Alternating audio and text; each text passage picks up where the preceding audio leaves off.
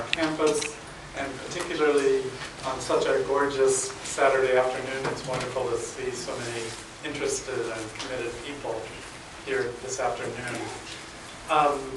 I'm going to just say that, again, that we're very, very pleased to have Dr. Torrey with us. I want to thank Carla Jacobs and Quan Bach for introducing us, for helping get this event underway. There are a number of people here that I thought I might just quickly mention. Dr. Barbara Garcia is here from CBHS, and Dr. Irene Sun. CBHS is our, for those of you maybe from out of the county, our county behavioral health systems. Several folks here from the department. It's wonderful to see folks come out and be supportive of this event. We're going to ask Dr. Torrey to speak afterwards. There will be some time for discussion, and we're looking forward to a wonderful event here this afternoon. So without further ado, I know most of you know Dr. Torrey and his work, but let me just say a few things. Dr. Torrey, of course, is a research psychiatrist who specializes in schizophrenia and manic depressive illness.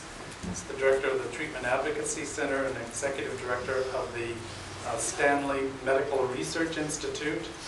He's called America's leading psychiatrist and the author of more than 20 books, probably the most recent one being The Sanity of Offense, which I think he's going to talk to us about today. So without any further ado, welcome Dr. Torrey, and thanks for being with us.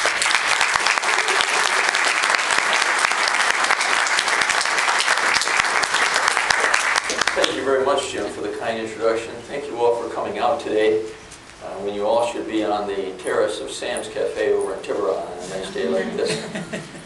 Also want to thank Carla Jacobs, the California Treatment Advocacy Coalition, and I'm really here to support the efforts of all of you who are trying to improve things in California, and Lord knows there's a big enough job to do on it. Randall Hager and the California Psychiatric Association, Sherry Kruckenberg from the California Hospital Association, and all of the others who have been so hospitable.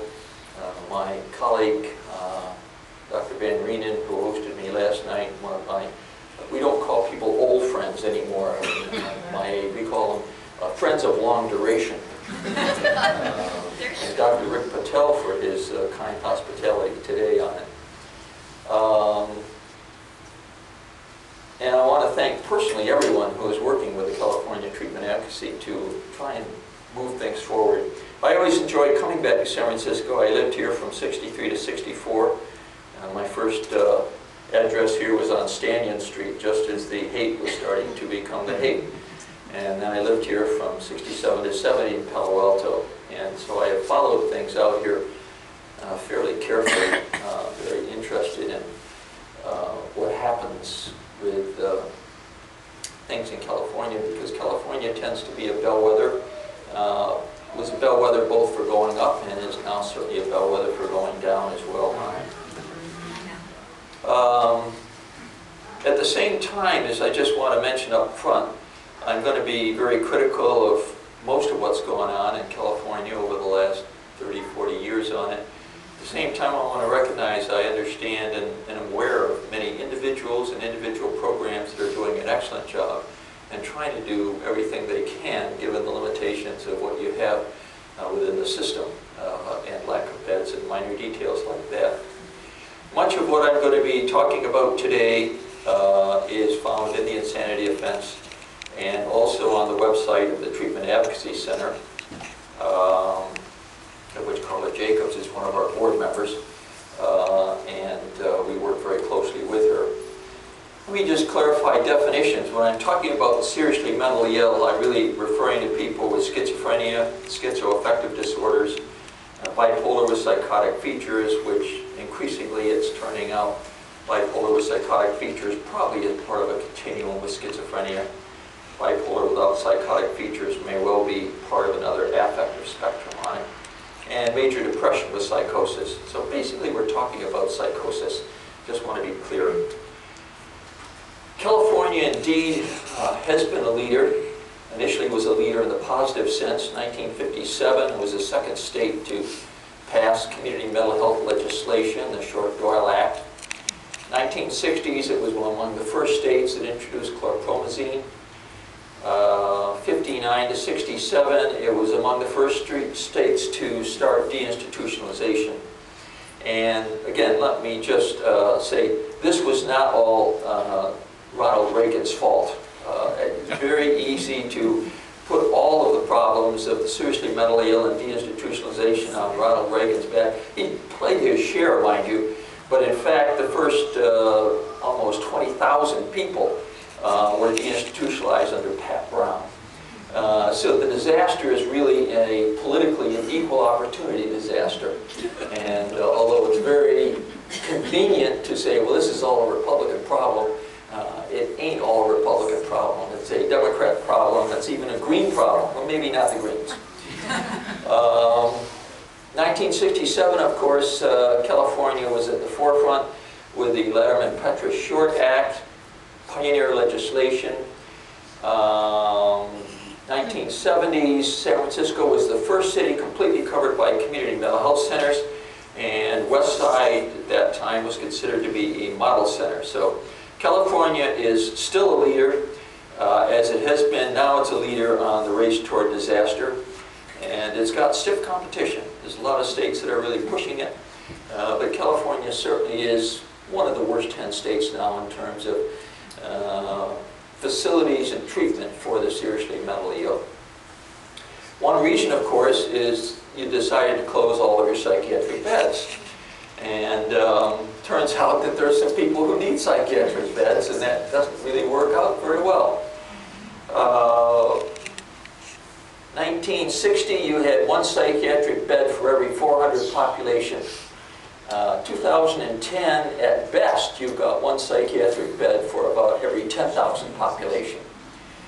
California essentially now has, if you program it for the population, has 4% of the psychiatric beds it had available 50 years ago. There are at least 25 counties that do not have a single acute psychiatric bed.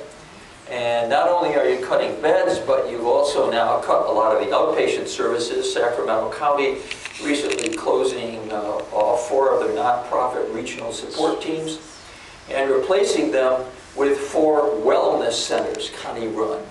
I'm not sure what a wellness center is, but I do know we need illness centers. But anyway, this is where things are going. I'm going to illustrate. I think in terms of understanding how to get out of the mess that we're in, you have to understand how we got into it. And so I'm going to illustrate this by 3 men, all of whom have close ties to California, and then talk about the consequences and what you can expect for the coming months and years on it. Nicholas Petras, I assume you all know who Nicholas Petras was. He was a liberal Democrat from Oakland in the state legislature. 1967, chairman of the House Ways and Means Subcommittee. 1967 is the Petras of the LPS Act on it, which was implemented exactly 41 years ago, July 1st, 1969. And at that time, 17 days maximum hospitalization. You take that now, you get 17 days, you're doing very well. 17 days maximum, unless you're imminently dangerous. And they basically define imminently dangerous as either trying to kill your psychiatrist or trying to kill yourself in front of your psychiatrist. And therefore, not very useful on it. Gotten worse since. Now you have to be actually killing your psychiatrist. Nicholas Petras was influenced by the number of elderly people in the state hospitals. He was also influenced by Thomas Szasz. Some of you who are old like me remember the myth of mental illness. Tom Szasz is actually still alive, 91 years old. I'm going to have lunch with him next month when I'm in upstate New York on him. Very interesting fellow. I'm still trying to get him to say, yes, I was wrong before he dies. And he's very stubborn. Very stubborn. He knows what the issue will be. I'll buy him lunch, but And Petrus said things like, at the time, we passed that, "We remember that throughout history, some of today's madmen can become tomorrow's heroes." This is kind of classic Ken Kesey, One Flew Over the Cuckoo's Nest. But you got to remember, Kesey was writing most of that high while he was a attendant in the Palo Alto VA hospital on it. And that's about as good as the ideas are, too. Now, Petrus is interesting because 20 years later, 1989, he was interviewed, and he acknowledged that LPS had actually been a big mistake. And I really respect him for that.